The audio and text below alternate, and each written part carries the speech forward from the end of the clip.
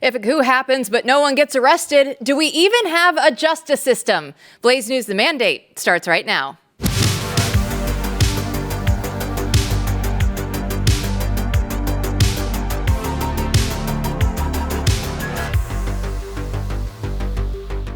Welcome in, everyone. I'm Jill Savage, joined as always by Editor-in-Chief Matthew Peterson. Yeah, today's topic is basically a lot of people have effed around over the years, and who is actually going to find out? Well, Chris Bedford is our D.C. politics editor. Who's going to find out, Chris? Come on. We're on the case. We're on it. We are, because we have a flood of newly declassified documents this week that is pointing to a coordinated effort by Obama and Hillary and Clapper, Comey, Rice, Kerry, Brennan. The list goes on. They're all trying to stage a coup against President Trump, is what we found out. But without real accountability, without someone actually going to jail, Matt, does any of this matter, right? Like we're talking about this, but if we don't have consequences, does any of it matter? I think that if there aren't legal consequences that are pursued to the full extent of the law, then you fail to establish the rule of law, and you fail to establish a precedent that this can't happen again and keep happening as these agencies run amok. That said, I think there are other consequences I've talked about in the show that could include, just taking over the narrative so that most people understand what happened in the country and are forced to admit it. But even the best way to do that is to actually prosecute someone. Well, there are rules for us and there are rules for the elites, Chris. We've known this for a long time. Will the elites actually face consequences here? So I think that they're going to try and figure that out. I think the person who should be most worried right now is Brennan. I think President Barack Obama is probably going to be able to skate a little bit right now. Barack Obama is going to rely on the fact that he's the president, that it'd be too disruptive, despite the fact that he clearly seemed to have ordered this, and his lieutenants are going to go down. I think that Brennan is going to be in trouble, not simply for perjury, along with Comey, but possibly more. He certainly had this misuse of power, but that's going to end up at the end of the day with the Department of Justice. Of all of the people in trouble right now, he's the target. Well, we see just, the leftists are emboldened by this lack of consequences. We go through this all the time, Matt. Like it's almost annoying on the right when you look at just the way that the left plays the game, for lack of a better term, and the way that the right goes about it. Yeah, and this has been going on for a long, long time where the right really doesn't have anything akin to lawfare. It would turn a blind eye, almost as if it was the polite thing to do when their political opponents were doing all kinds of shady things. And when you think about what we've seen over the last 20 plus years, really, just think about the Clinton Foundation. That was a lot of money. You're talking about tens and tens of millions of dollars, much of which came from Russia. Right into the foundation. They took, $50-60 million from Russian interests. When you think about Hillary's email scandal, which the left made fun of as if it wasn't a big deal that you had someone at that level of power and with a private server doing something that most normal people would never even think of doing, with a lot of sensitive email. When you think of, Benghazi, we're not supposed to mention that, but however without any conspiracy, it was a complete cluster. it was a complete disaster for U.S. foreign policy. When you think of what happened to that country, when you think of what happened to Libya, Clinton also had a pardon for cash scandal, right? This is ridiculous. It's gone on for a long time. So people are really hungry for good reason. Because they want to see some kind of justice obtained at the highest levels. Yeah, you could go through the Mar-a-Lago raid. You could go through all the J6ers that have been locked up. Bannon and Navarro were thrown in jail, Chris. There are so many different instances that at what point is this tide going to shift? It is shifting. It's shifted right now. The DOJ, the Trump DOJ and the ODNI and the administration is by far the most serious domestic policy shop that I have seen in my lifetime or read about in modern times, at least from the American right. You do see this sort of operation often, operations like Lyndon B. Johnson's. Bill Clinton was rumored, never proven to have a rather efficient operation when needed. I mean, for example, back in the day, they went after the Kochs really hard for getting in the way of Hillary Care, which is a precursor of Obamacare. They would go after people and target them. That it's kind of the Republicans have just let it. It's like turn the other cheek, and they focused on foreign policy, and they focused on tax cuts for their corporate friends, and they focused on outsourcing American jobs to make people on Wall Street richer. I mean, if you look back, a lot of the 90s and 2000s Republicans were basically everything that the left said they were. They were not serving the actual interests of this country, and it was sort of a uniparty thing. But this administration has shifted all of that, particularly in its second term, when it had 4 years to lick its wounds, figure out what it had done wrong, figure out who had messed with it, who'd undermined it. And now they're coming back and taking names. I mean, we can't, maybe we're going to get to this later in the show, but we cannot understate how massive this revelation is and what damage it's about to undo that's come from Tulsi Gabbard, Odie, and I in the White House. Yeah, well, let's go ahead and get to it. It's your Beltway brief that is actually out right now. It's the 9th anniversary of Russiagate, right? I can't believe that we've been going through almost a decade of this, Chris. Like, just take us through just the crazy, nearly long decade that we have had dealing with this. So we had to have an emergency press conference and issue a Thursday afternoon Beltway brief when I suddenly realized that today was the anniversary, 9 years, like you said, of July 24th, 2016. Robbie Mook went on the air and said, well, we found out that the Russians have hacked the DNC, and they did that because they want Donald Trump to win the presidency. I mean, that was the first claim that came out. Since that had been something that had been cooking up for some time in the Hillary Clinton campaign. They've been working on a dossier. They had a plan to try and tie Trump to the Russians and do some kind of collusion, but that was the beginning. And we've dealt with this for 9 years. And remember, if you think back, at first, people just kind of listened to it. They thought, well, the FBI are good guys. The CIA aren't going to just try and take down an American president or a candidate. They're going to play by the rules. They're not even allowed to operate domestically. There was all these different things that we just assumed. A lot of people did, not everyone. Republican politicians certainly assumed it. You've seen massive changes in people like Senator Marco Rubio, for example, and their willingness to question and immediately push back against what the IC is saying. And by the way, if you look through this report, I was just talking with Sarah about this. It actually turns out that the CIA had no idea who hacked the DNC. They knew that the Russians had the emails. They knew that. That's how they got information about Hillary Clinton's health and other things, but they had no idea who'd actually done it. So even that was totally a stretch. But what we've learned over the last couple of days in these releases, if you pour through these files, is that Vladimir Putin didn't want Donald Trump to win. Now, that is the central point. Now, over these last 9 years, I've had to wake up at 5 and me and thousands of other people, other reporters, other pundits, other staffers, other investigators, other judges, other politicians, senators, congressmen, presidents, lawyers have spent millions of hours pouring through the incredibly complicated web of details in these allegations and every plot twist. I mean, the names, I was just going through some of the names that I've worked with. I mean, you've got Carter Page, you remember him? You got Stephen Halper, you've got Christopher Steele, George Papadopoulos, Paul Manafort, Sergei Kislyak, you got Peter Strzok, Lisa Page, remember her? Konstantin, you got Mueller, of course, you got Schiff, you've got Andrew McCabe, you've got Rod Rosenstein, Glenn Simpson, Alexander Downer, Michael Horowitz, James Clapper, John Brennan, James Comey, you got Michael Flynn, you've got Rick Gates, you've got Kevin Kleinsmith. And so if you forget for a second who Kevin Kleinsmith is, he's the guy behind the whole Carter Page thing. What was the Carter Page thing? He was supposedly a Russian asset, somebody who was doing sneaky Russian meetings to help the Trump campaign. Where it later turned out he was a CIA asset. That was known. The CIA said, don't worry about it. We told him to meet with these people. He comes back and he debriefs us. Kleinsmith went in and deleted that from the investigation, charged him as being a Russian spy, spread that whole lie. And then when he actually got busted for it and pleaded guilty to it, he got probation. This is like something out of The Departed. And the judge who gave him probation was Judge Boasberg, the DC scumbag who's still targeting Donald Trump.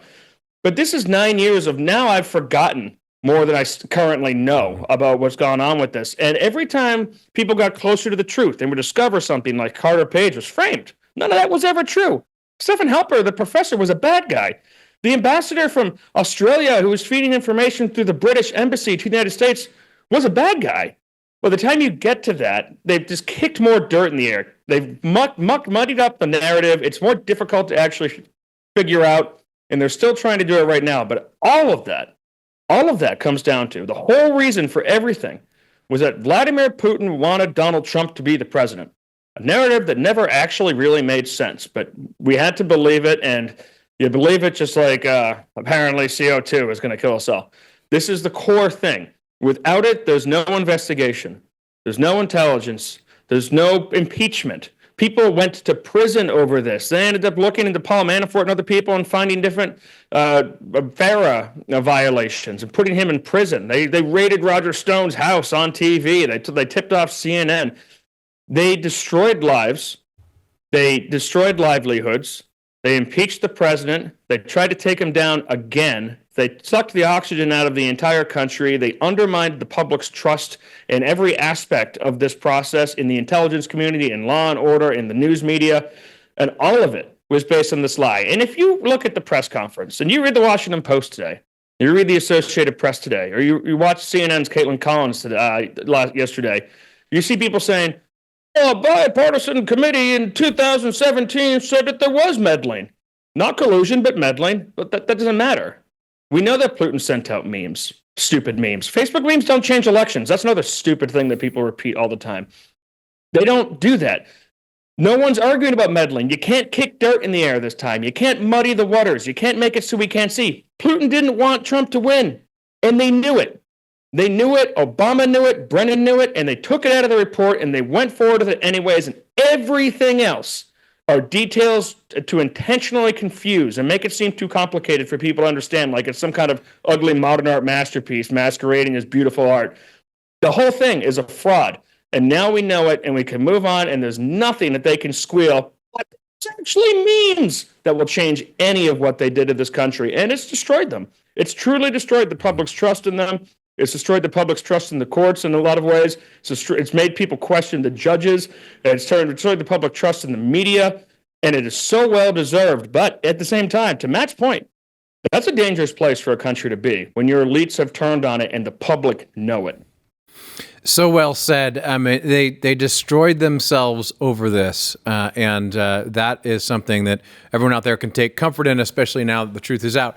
You know, I have this flood of memories right now. I had things I wanted to say, but when you mention these names, I mean, you know, Paul Manafort, you know, the campaign manager for a hot second for Trump, they put him away for stuff that the Podestas and everyone else in D.C. were doing all the time. And remember when the attention turned to Podesta's consulting firm, and then they just like closed it down in a day.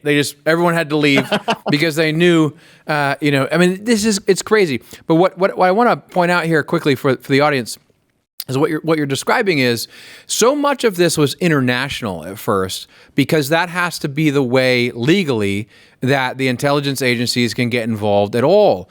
And so what's troubling about this looking back is how connected a lot of these intelligence agencies are throughout the world. So you got the guy from Australia, you have shady stuff going on in the UK, and they're feeding information on purpose to create a narrative so that U.S. intelligence has an excuse to then move forward. And that is such a dangerous precedent, but we've seen it happen time and time again, and nowhere in the bigger picture than in Russiagate itself. Well, it's Christmas in July. Bedford laid out the entire naughty list for Santa Claus for this year. But, you know, I keep saying all I want for Christmas is perp walks, and our good buddy Steve Deace put on X that prison or it didn't count.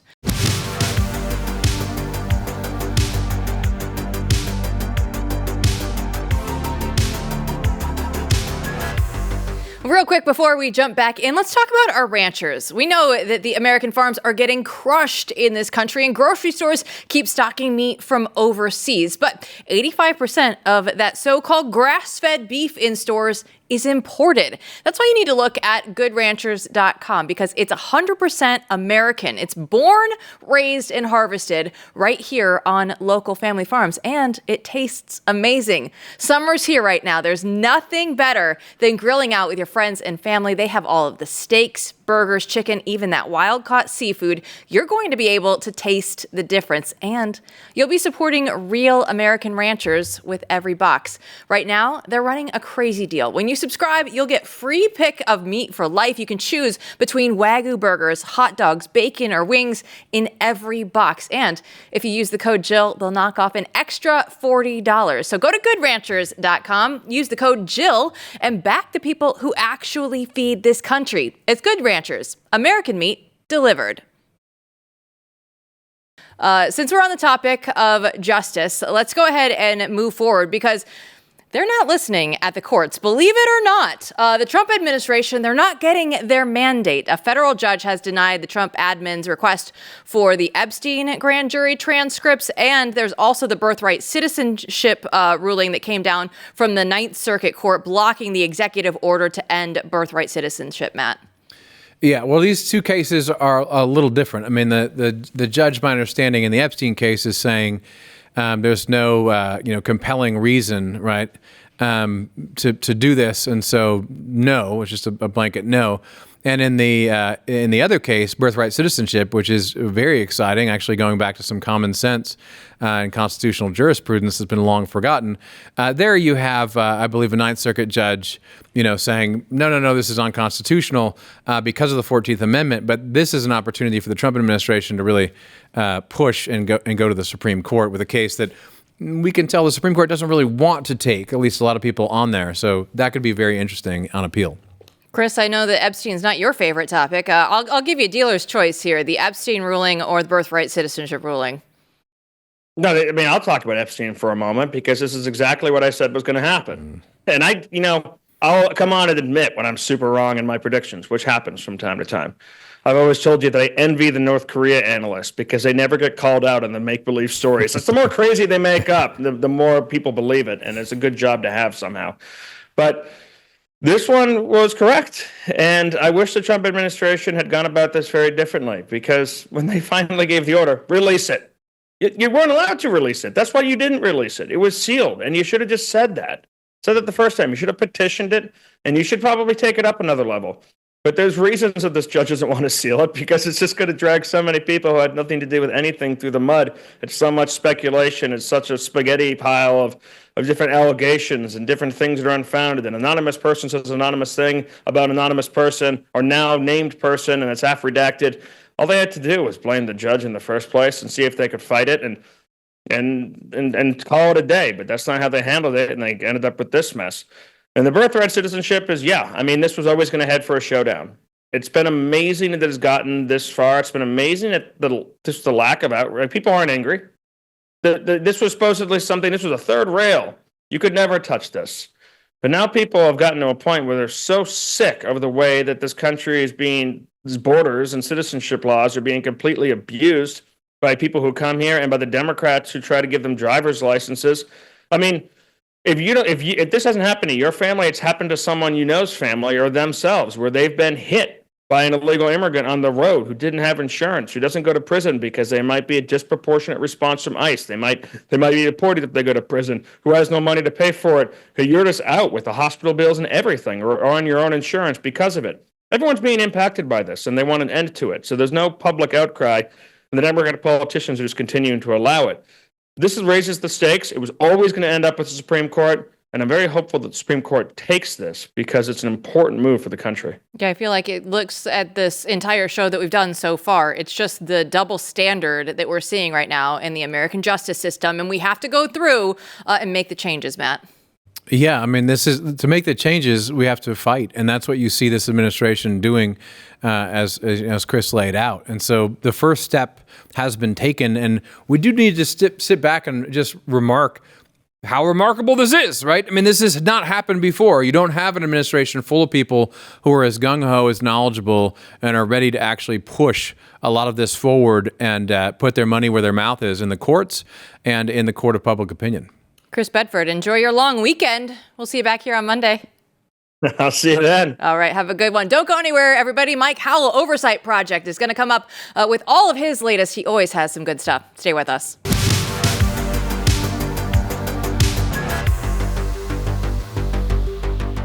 Well, let's be real. We're living in a time where telling the truth actually feels pretty risky. All the lies are dressed up as compassion, and if you speak honestly, they call it hate. The media tries to sell that as tolerance, but we know better. At Blaze TV, we're not playing that game. We tell the truth, even when it's uncomfortable, even when it's not popular, because staying silent isn't an option. On this show and across Blaze TV, we go beyond the headlines. We're not just reacting to the stories. We're actually digging into what's going on and who's behind it.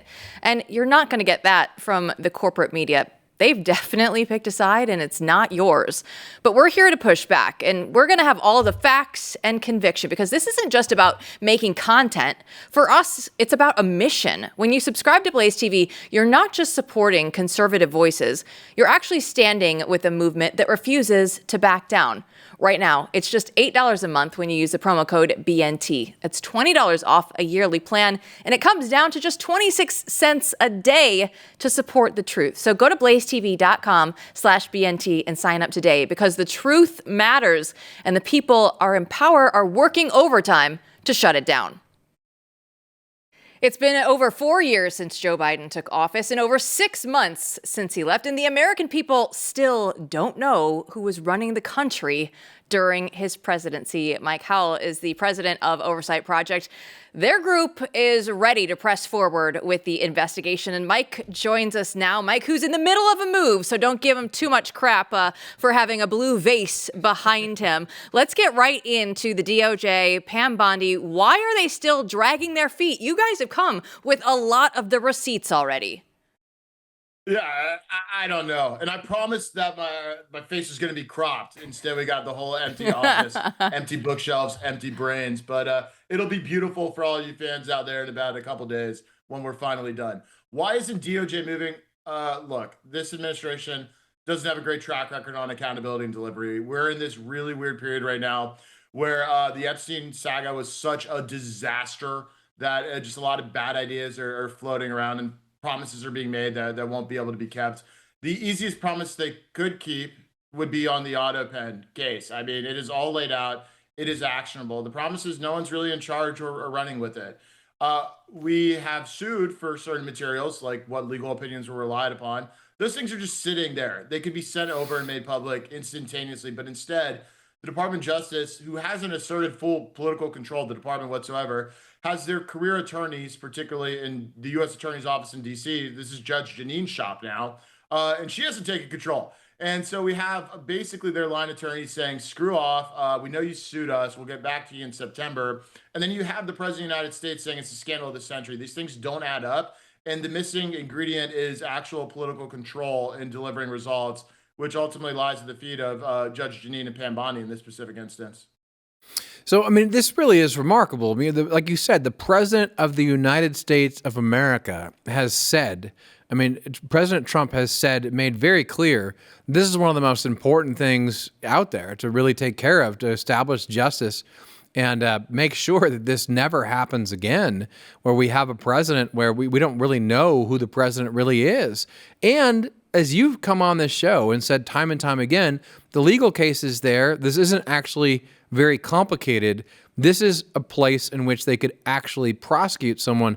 So just zooming in on this, I mean, why is this happening? You say political control, but certainly there are some people there, right? I mean, Ed Martin, Weaponization Committee is in there, right? He's supposed to be going after these things, and I'm sure he is. But these are just, you're saying that basically Bondi and their people and Judge Janine and their people need to come down on these career attorneys and tell them you got to get with the program. Would that do it? Yeah, absolutely right. Like we can't expect Donald Trump himself to walk into court and like mark up the documents and release them. But there need to be people put in the places to actually do that. Now, you mentioned Ed Martin. Eagle Ed, as he's known, was soaring for a while, and then they clipped his wings. Tillis took him out in the Senate, and the Trump administration, frankly, allowed it to happen. And now you don't have any U.S. attorneys that are confirmed by the Senate in places. You have acting some places. You have Biden holdovers elsewhere. And so the machine that political leadership allegedly has control of, they haven't even populated down to like the lieutenant ranks to deal with these things. And you have also Trump, who's brought this up all the time. He issued an executive order, a couple months ago, and then he followed up with a new form of the investigation. He said, well, okay, we're going to have White House counsel doing it. And the problem is you have too many people who are involved, but no one is actually in control of the subject matter. And so no one does anything. This is why, we called for that special commission of to look back of all the weaponization areas and actually give it authority. Right now, there's not a lot of authority that's out there that's being shared. Basically, you see Attorney General Pam Bondi on TV, and you don't really hear from anyone else. And so I think it's a function of the media environment, and she needs to be the one on television all the time talking about what they're doing, and therefore other people can't be out there running and putting points on the board. And Ed Martin, as awesome as he is, and I'm a huge supporter, I think the Eagle should soar once again.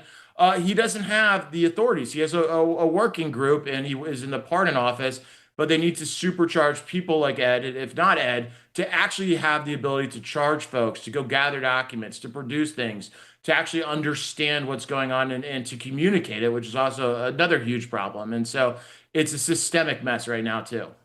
So basically, they need a point person.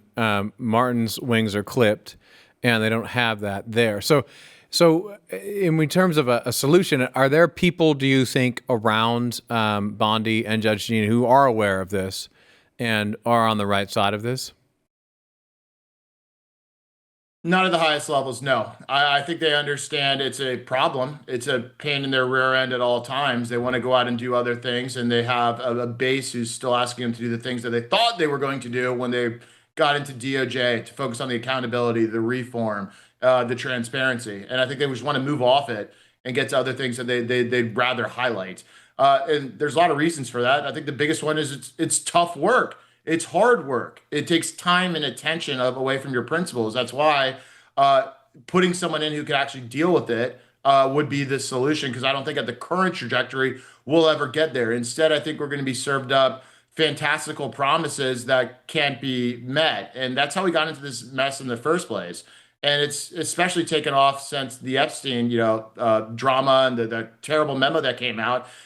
Basically, there's this environment where everything that they can get out, they want to get out and promise things, promise the moon, but we're just going to be back in the same place in a few months when we don't get the moon.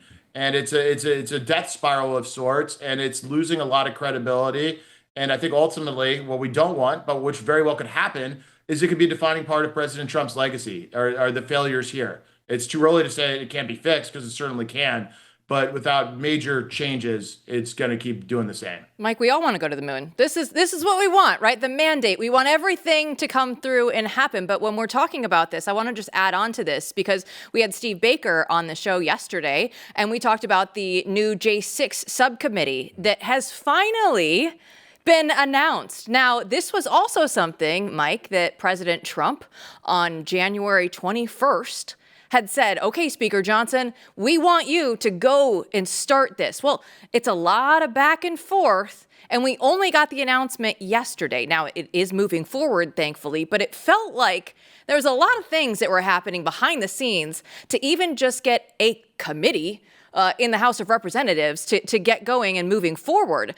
Why is this such a systemic problem right now when Donald Trump is specifically asking for, an Autopen something here, a J6 something there? Why is this so hard? Yeah, great question. I think it's frankly a political issue. The Republican Party is not unified whatsoever.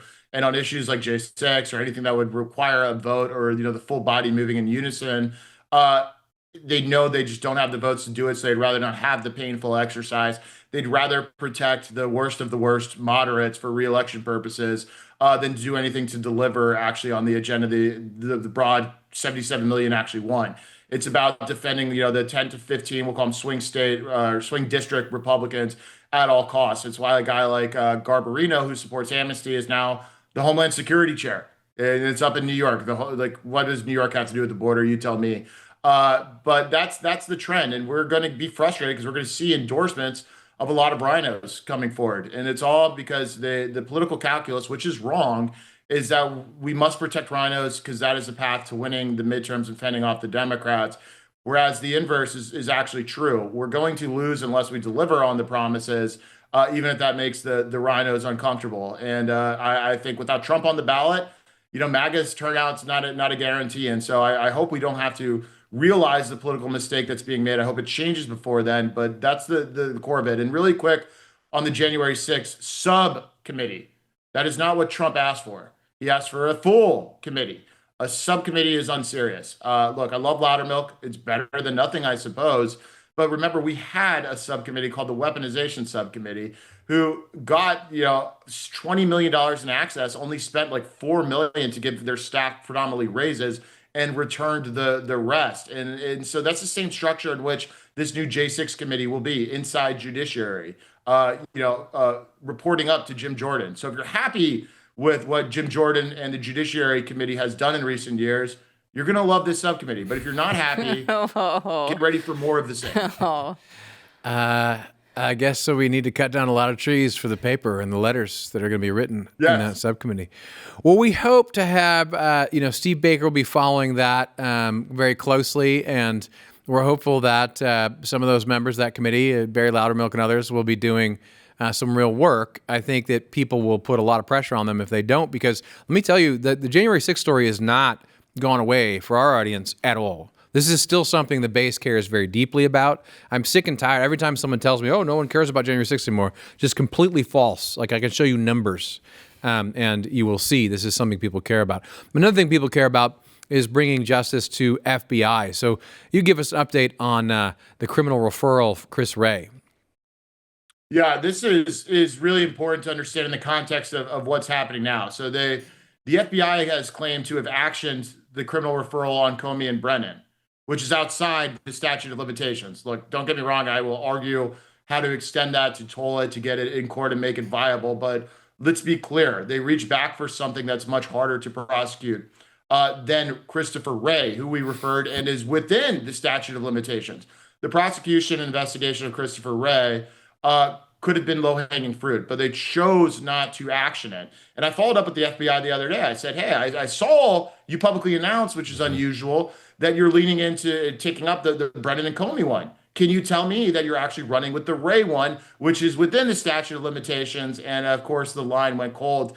I think, unfortunately, what is happening is crimes that we know cannot be fully prosecuted for whatever reason, statute of limitations or yelling treason on X as loud as you can, are being selected. So then the administration can point to the courts or some other reason as why they were not successful, instead of doing things that could be successful that they otherwise, for reasons, do not want to do. And so it's kayfabe, and it's unfortunate, but that's why we're calling it out. I mean, if you're serious about what Comey and Wray did, Comey and Brennan, prosecute Wray. Yeah, this is really important stuff because, I mean, this is the kind of thing people don't want to hear, but they need to hear. They need to hear this because everyone does want to see those prosecutions. But we should remind the audience why they should go after Wray. Can you just go through the reasons that this guy absolutely deserves to be that criminal referral? Absolutely. And it kind of touches on J6. So he lied to Congress about the FBI's knowledge as it relates to election interference, particularly with the CCP's plot to just send out 20,000 fake IDs in the Michigan area. And so after J6, and then, even before, in the lead up to the election, after the election, everybody was asking the FBI about evidence of election fraud and anything that could tend to confirm what President Trump and his supporters knew to have happened. And guess what? It did happen.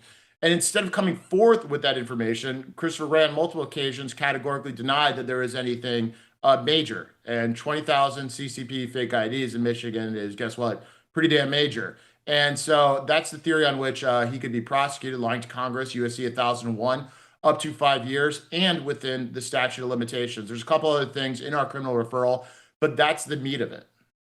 We have been getting document dump after document dump. It feels like there is actually some justice, right? We haven't gotten to the actual justice part, but it feels like we're on the steps on the way to justice, at least when it comes to the Russia collusion hoax. Now, I didn't think that in the document dumps that we would get like Hillary Clinton on tranquilizers, but that was in there. I want to get your take on just everything that has come out of ODNI, because we have so many documents and so much news that is really just reaffirming what a lot of people in this audience already suspected.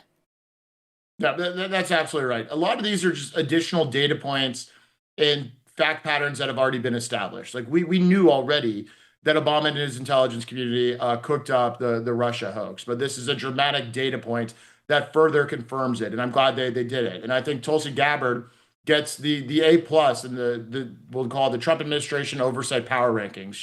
She's number one and has sat atop number one for a while, and doesn't look like anyone's going to take her down because she's actually releasing stuff. Where things get trickier are the accountability and the follow through on it.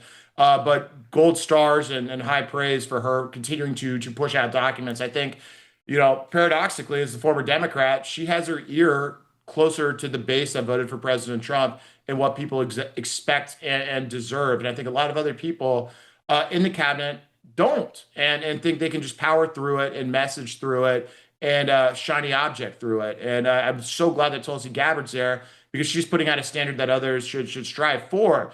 And this is tough. We all love President Trump and are huge fans of what his administration is doing broadly. That being said, it doesn't get better if we all just pretend in this area it is good and doesn't need any help. I think this is a constructive exercise that I'm glad that is happening. I wish, things were going well and we didn't need to have it, but if it's not going well, we should be having it. And so that's why people calling for it, asking the right questions, analytically looking at the information that is released is so very helpful to the end. And I hope we'll get there, but I know we won't get there unless we keep having tough conversations like this one. Yeah, I mean, the fact that we have people in the GOP who are basically talking about, pathways to citizenship, amnesty at this very moment when the base wants something else. I just think you made a really important point, though, and I've been thinking about this too. The fact that Tulsi is a former Democrat, I want to reiterate that, is what you're claiming. She's a former Democrat, so she has her ear closer to the ground with the actual base and Trump's voters than many of these red state, Republicans who really they don't, and they don't know what's going on. So that's why it's so important that we continue this work here at Blaze, and that you continue to push, because, as you said, this is constructive. This is about implementing the mandate, not about tearing down the administration. But we have to be honest here. I mean, the amount of pressure that actually is on the administration, whether they realize it or not, to actually bring about convictions and prosecutions is enormous, because it just moved from Epstein to everything else through collusion. So, the disappointment will be felt, I think, by this White House. That being said, I think they do listen, which is why this is your work is so important.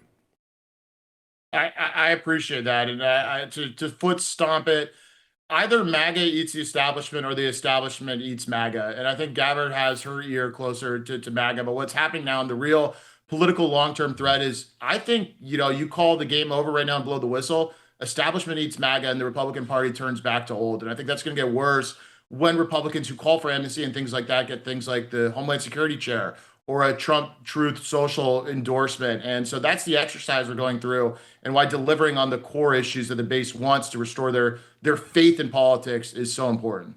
It's going to be a long road ahead. Mike Howell and the Oversight Project, they get an A+ from the mandate. That's for sure. Mike, thanks so much. All right. Thanks for having me, guys. Don't go anywhere. When we come back, Hulk Hogan, RIP. We'll get your take on WrestleMania right after this.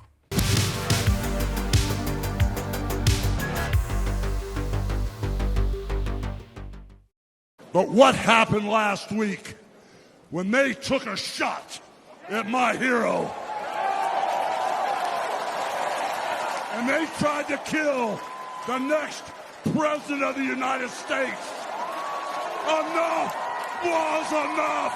And I said, let Trumpamania run wild, brother. Let Trumpamania rule again.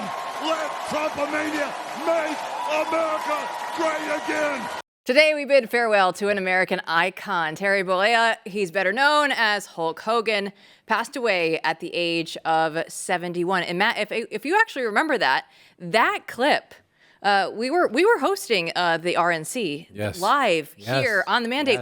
The mandate was one week old at that point in time. So that was very early on in this show, and something that was very memorable that still sticks out right now. No, you don't forget that moment from that convention, from that speech.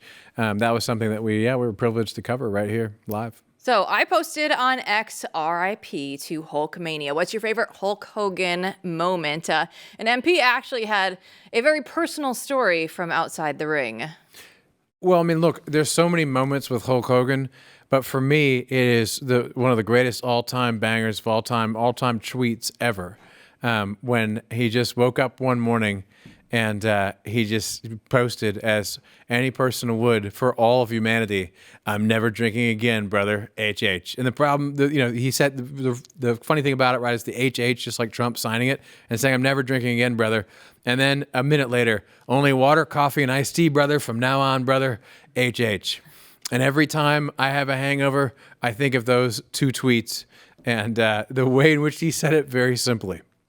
Only water, coffee, and iced tea. We've all been there. We know that feeling. You know exactly what he's talking about. He gets right to it and sort of speaks for all mankind. We definitely do. So let's go ahead and get to some of the viewer replies. Donald wrote that 1987 WrestleMania 3, that was a huge one. And he says, Hulk slams the giant. I think that came up quite a bit today on the Twitters. Oh yeah, well that was an incredible moment for a lot of kids, my age, dare I say. Yes. Dirk replied. He said when he said, "All my little Hulk maniacs, say your prayers, take your vitamins, and you will never go wrong." And I saw Jack Posobiec tweet out a ton about that, just exactly that today. Oh yeah, I mean this is a guy who he had a great. Bold spirit and spread sort of goodwill to a lot of the young kids in America for years. And T-Bone rounds out the replies with, "As a kid, I loved during a match. He looked like he was done, but the crowd would ignite with the last bit of energy that he had left, and he would rebound and get the W. I would be cheering for him from home, and I just knew that I had helped him." And that's the beauty of what Hulk Hogan did, because maybe you did. All of the crowd cheering, it's part of the entire experience. Yeah, and someone like Hulk Hogan is just a master performer, showman who is most at home, in the ring in front of a crowd, with this character that was just inherently lovable and and lines that are unforgettable. So rest in peace. Yes, R.I.P. Hulk Hogan. You just said everybody being held accountable there in Washington, D.C. I want to go back to that because that's really been what we've been talking about for a majority of this show. And it feels like we have so little time. We have a country that we have to take back. And it just is like one of those things where, okay, we're right on the precipice of doing the thing. We just need to push it over the edge and actually get Trump and the administration, right? Trump's trying to say, hey, I want this done. Mm-hmm. The administration has to follow through and do this now. Yeah, so this is a very crucial time for the administration because you got your 2 years going into the midterms, right? And now you got 6 months in. So now things are serious. People expect serious things to happen. And when they don't happen, they get upset. And that's what you see. You see the tension out there in the audience and online. People are realizing, wait, we really need to see results. And in so many ways, the Trump administration has provided more results than most Republican administrations have ever provided already, right? But people are not spoiled, but they're right to be demanding because they know that this country stands on the precipice. And if we don't solve these problems now, we may not be able to solve them later. So here's the thing. Here's the news. All the people in the administration right now, they've had 6 months to settle in. Now we start to see, certain pictures emerging of who's doing what and who's not doing what. And now is the time when both you as a voter, as a citizen in the audience, and us as a media network have to start holding people accountable and start getting louder and louder when we see things that we don't like. And that's, I think, what this show in part was about with Mike Howell, earlier today, talking about how we're not seeing what we need to see when it comes to prosecuting people, criminally referring people, et cetera, et cetera. This cannot be allowed to happen this time. We don't have another time. We have this time. So I just would commit to you in the audience, we are going to start sounding the alarm, and we're going to make those alarm bells louder and louder as we go if we find that people aren't actually implementing the agenda. It's so concerning that Mike Howell's point, of course, is great because he's brilliant. But when he goes through and says MAGA is going to eat the establishment or the establishment is going to eat MAGA, and it just makes me think back to the Tea Party movement, right? It had a huge burst right out of the gates, and then it fizzled out quickly because the establishment is always going to do what it does. It is going to go through and get the rhinos that he was even saying, like, they're still going to get some of the endorsements, Matt. And we've even started to see that trickle out now from President Trump. Some of the rhinos that we don't like are already getting that seal of approval. But at this point in time, it really is something that the establishment versus MAGA, like, we need to look at it and just say, we are not going to put up with the establishment and the things, the way that things used to be. Right. Because then you're going to get the same crappy outcomes that we hated. And that's the reason why Donald Trump got so popular so quickly, is because he wasn't doing things as business as usual. No, you're right, Jill. And what Howell said about, my greatest fear from the heartfelt, is that, MAGA goes to D.C., and DC just subsumes MAGA. It takes on, it basically sucks out the substance and creates a skin suit in which it masquerades as MAGA Maha. And in fact, it's the same old Washington, D.C. that's always been there, that everyone's tried to reform, and yet it remains. And it's very easy to do that. You take people who are new in the administration, you say, well, you have this job now, and we all work for you, and it's really important to give out these grants, and you should fight for this office because it doesn't deserve to be cut, right? And people kind of go native that way. Or you say, to someone like Trump himself, oh, look, we're doing what you want. We're not going to do amnesty. No, that's fine. And then you quietly, don't do it over here and here. And then you have battles of who's in his ear. And some people are saying, no, so-and-so is going to be great. Yeah, they're a little establishment, but, we need them to run in their state because no one else could win there. So you should endorse this person because they have the best chance to win, even if they're kind of squishy. Those are the sorts of arguments that happen. And then everyone starts to parody. When they know that you're a winner, when they know that MAGA Maha is winning, they all start using the language, right? But using the language has nothing to do with actually getting the job done. And to get the job done, we have to actually reform the deep structure of the administrative state and all these corrupt agencies. And in order to do that, the battle is going to have to go on for a lot longer. So we need everyone to as they say, to stay frosty.